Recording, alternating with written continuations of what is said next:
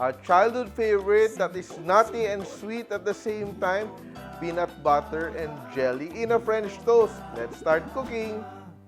Peanut butter and jelly was one of my most favorite sandwiches growing up. Pero ngayon, hindi siya masyadong uso na, but it is still so delicious. But today, we're making a twist and making a French toast out of it. So, yeah, combine lang natin siya. Sobrang easy lang, no?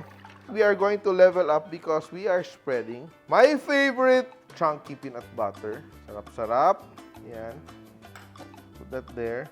And I'm going to heat some butter. Butter. Yan.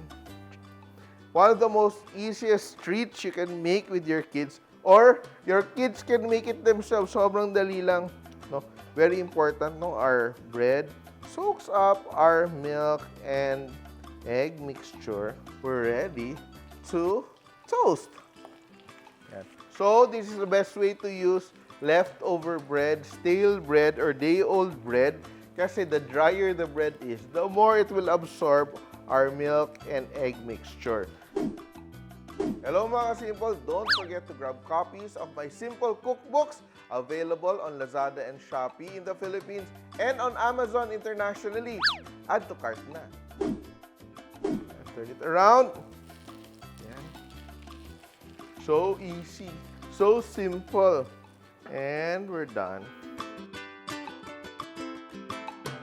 And here, what I will do, I will add my strawberry. Yan, you can add fresh strawberries. And, of course, a dollop of whipped cream. So, for people who find this weird combination of peanut butter with fruit jam or fruit jelly, this is a classic. So, it's not new.